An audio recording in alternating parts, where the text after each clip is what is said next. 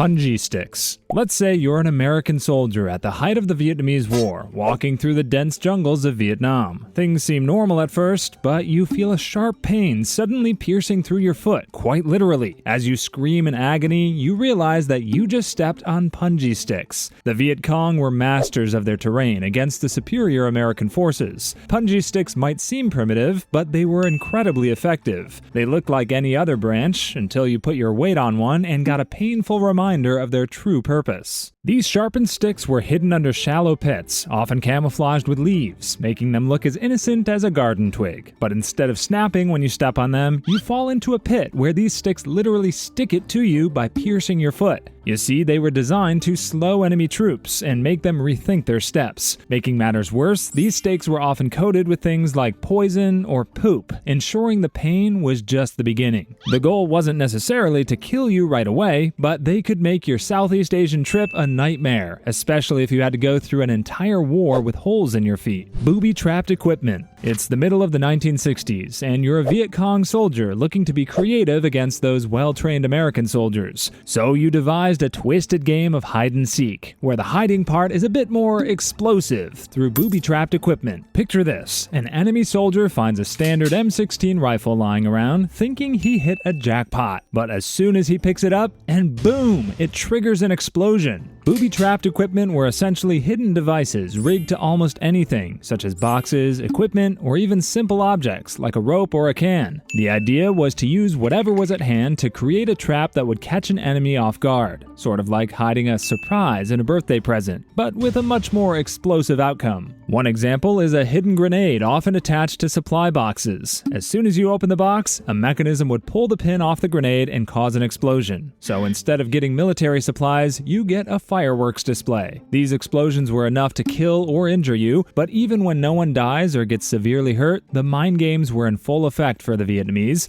It was a psychological warfare tactic designed to keep soldiers on edge and wary of every piece of equipment they encountered, because they were worried that even an ordinary water bottle in the middle of the jungle could blast them to kingdom come. Bouncing Betty. You'd know you're a legendary trap if the Americans gave you a name for being a bit too infamous for taking down their soldiers.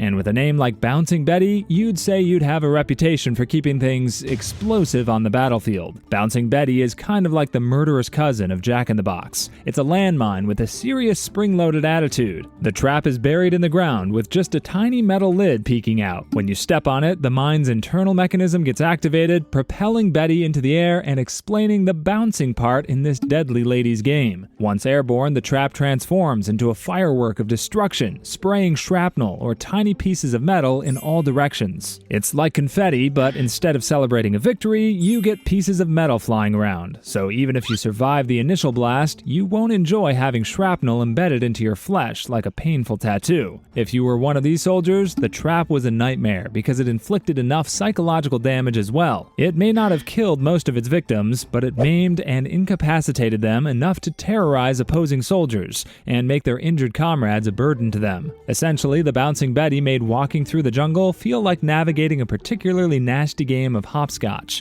where the stakes were a lot higher than just scraping your knee. Pitfall traps. If you were a Viet Cong soldier, the entire jungle was your backyard, where you can do what that Home Alone kid did by setting up hidden traps around his home. And no trap was more hidden than the dreaded pitfall trap. These traps were giant holes in the ground, but instead of a beware of the pit sign, it was camouflaged with leaves and sticks. These pits were about 2 to 4 feet deep, perfect for a quick and unexpected welcome to Vietnam moment. They were sometimes filled with poisonous snakes to make that exotic Asian experience more interactive in the deadly way possible. If you fall into this trap, you could easily get injured or be vulnerable for an ambush from enemy soldiers. These traps were also part of a larger strategy of guerrilla warfare, making the terrain itself a formidable enemy. If you were too worried about getting trapped in a hole in the ground, you would become an easier target for the Viet Cong. Likewise, if you were too focused on pursuing your Vietnamese enemies, you might find yourself spending the night in a pitfall trap. These traps basically played on the element of surprise in the tricky jungle terrain, ensuring the Viet Cong's visitors had a less than welcome experience. Tripwire traps.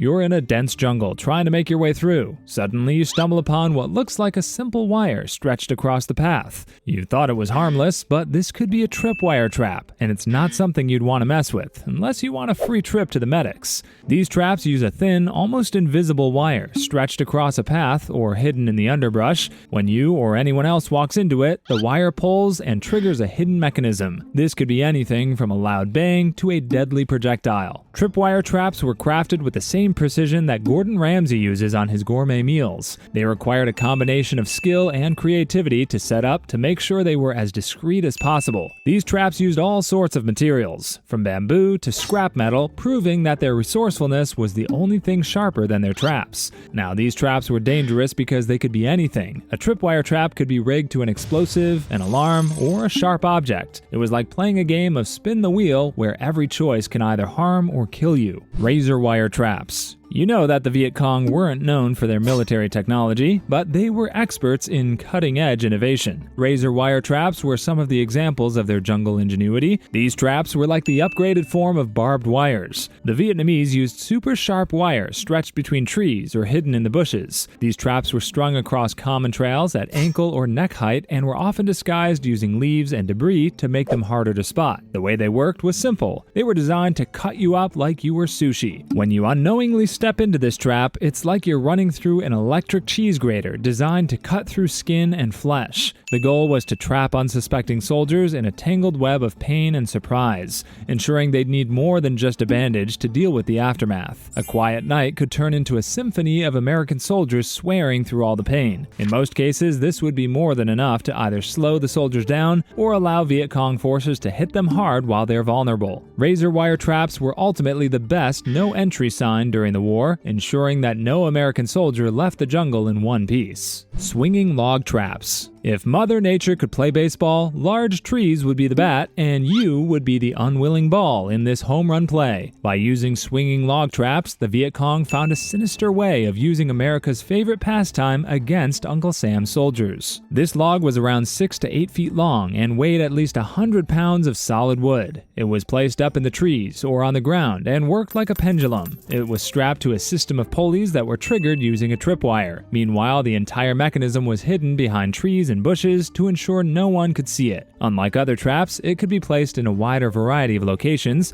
as long as there were trees around. When someone triggers the mechanism, the log swings down with the force of King Kong with a serious grudge. It's designed to either kill or incapacitate an unsuspecting foe. Getting hit by one would make you an unwilling piñata, ready to burst open with blood and guts. You'd be lucky if it kills you, because surviving it means you have to live the rest of your life with ribs turned into powder. These traps were so effective because they played on the element of surprise and used simple mechanical principles to deliver a powerful punch. Mimicry of friendly signals. Mimicry of friendly signals was the 60s version of online catfishing during the Vietnam War. It was a classic case of gaslighting, wherein Vietnamese soldiers fooled American soldiers into what they thought was a friendly get-together. The Viet Cong soldiers studied their enemies for years, eventually mastering the same sounds and signals they used to communicate with one another. Through mimicry, they could lure unsuspecting troops into a trap. For example, if a US unit had a particular code for calling in air support or requesting supplies,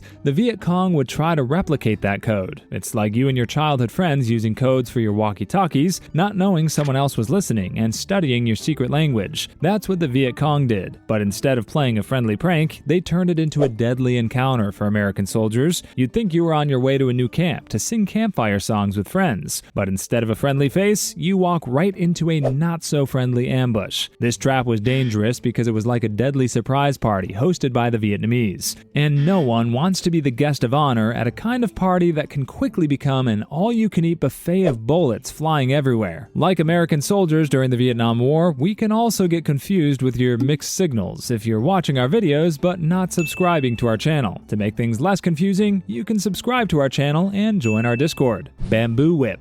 You're a soldier strolling through Vietnam, and you see plenty of bamboo trees innocently swaying with the wind. But then there's this other bamboo tree that suddenly swings at you like a ninja warrior's weapon, leaving you bloody and bruised. You just got hit by a bamboo whip. This trap was set up by bending a piece of bamboo and anchoring it to the ground or another object. It was also sharpened or lined with spikes. The trigger relied on a wire or pressure plate mechanism, so when you walk into this trap, the mechanism releases the bamboo to send you a sharp smack in the face. Getting hit by bamboo is already bad enough, but it's an entirely different pain level when this wooden trap greets you with spikes that pierce through your skin and flesh. It's like someone went full Walking Dead on you and struck you in the face with a baseball bat full of nails. But the bamboo whip wasn't only there to hurt you, but was part of the Viet Cong's scare tactics. You couldn't even casually walk out in the forest without worrying if the trees were out to get you. These traps made you rethink going through a forested path, or taking a detour with fewer trees,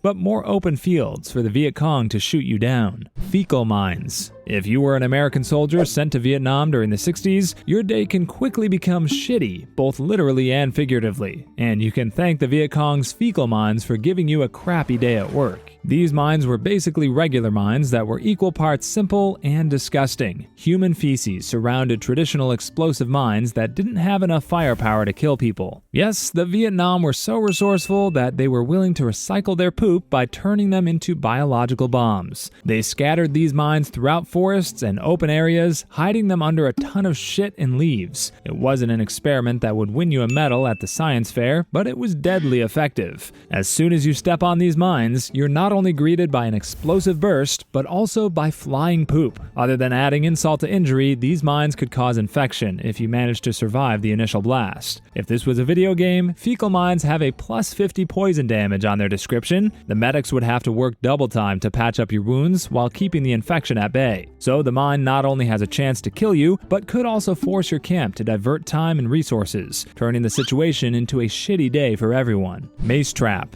The Vietnamese were big fans of spiky things falling from the sky, and the mace trap is another good example of how they used a combination of nature, resourcefulness, and medieval-like sadism to create something that gave American soldiers nightmares. This trap was essentially a heavy log or object adorned with spikes and suspended high up in the trees, like a deadly piñata, but instead of candy, it could send you on a trip to the afterlife, or if you're lucky, a quick ride to the medic station. It was triggered by a pressure plate or a wire that allowed it to swing down on its victims like a sledgehammer, aiming to turn unsuspecting soldiers into human kebabs. The mace's pointy end was meant to cause severe injuries or even death. This trap was well camouflaged, often hidden behind leaves or taller trees, making it harder to spot until it was too late. Before you know it, the mace has already sent you flying through the air with holes in your belly. Fire pits. You can think of fire pits as large forest bonfires, similar to the ones you have during your camping trips. But instead of roasting marshmallows and sharing campfire stories with your friends, fire pits were meant to roast you. These traps were strategically hidden in the jungles of Vietnam, covered in what may seem like harmless patches of earth. But under those patches are pits complete with dried leaves and logs. You'd think that getting trapped in a pit full of leaves isn't a big deal until you smell oil. A small explosive device or a flammable mechanism would quickly set fire to the pit, turning you into a medium rare human. The Vietnamese were essentially hosting backyard barbecues in their forests, but American soldiers were the burgers and hot dogs getting roasted in open flames. Sometimes the pits would be covered with bamboo stakes to add more pain to the recipe and prevent soldiers from escaping. With no way of climbing out of those pits, these soldiers died slow and painful deaths while they filled the forests with screams of terror. These traps were designed not only to kill, but to demoralize as well. The Viet Cong were fighting a war of attrition that made the environment as hostile as possible. Picture yourself as a soldier seeing your friends burning around you. You'd probably think twice about going into the forest, fearing that you'll burn in a fiery pit the next time you go on a routine patrol.